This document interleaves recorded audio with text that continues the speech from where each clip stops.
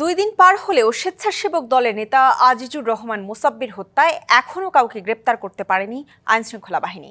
তবে পুলিশ বলছে নতুন সিসিটিভি ফুটেজ হাতে এসেছে, যেখানে শুটারদের চেহারা আরও স্পষ্ট। তা বিশ্লেষণ করে ধরার চেষ্টা চলছে। 7 জানুয়ারি রাজধানীর কারণ বাজারের স্টার কাবাবের পেছনের গুলিতে নিহত হন আজিজুর রহমান মুসাব্বির। পরদিন মামলা হয় তেজগাঁও থানায়। ঘটনাস্থলের সিসি ক্যামেরায় গুলি করে পালানোর সময় দুর্বৃত্তদের চেহারা দেখা গেলেও এখনো পরিচয় শনাক্ত করতে পারেনি পুলিশ। এ নিয়ে কাজ করছে তারা। কিছু ফুটেজ আমরা পেয়েছিলাম যেগুলো অস্পষ্ট ছিল। গতকালকে আরো বেশ কিছু ফুটেজ পেয়েছি যেগুলোতে মোটামুটি ভালোভাবেই বোঝা যায় যে সাসপেক্টের ফেসটা ভালোভাবে বোঝা যায়। তো আমরা চেষ্টা করতেছি এখনো যে ওই সাসপেক্টের ভিডিও ফুটেজ অ্যানালাইসিস করে সাসপেক্টকে আইডেন্টিফাইড করার।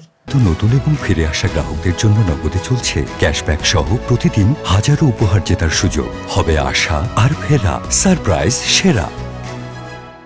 পুলিশ বলছে কি কারণে এ হত্যা তা নিশ্চিত নয়, তবে সব দিক বিবেচনায় নিয়ে তদন্ত চলছে। 360 ডিগ্রি অ্যাঙ্গেলে আমরা এটা ইনভেস্টিগেট করতেছি যে মোটিভটা কি, বাট এখনো কোন দিক দিয়ে এটা কি কারণে এটা হত্যাকাণ্ডটি সংঘটিত হয়েছে এটা আমরা ডিসক্লোজ করি নাই এখনো।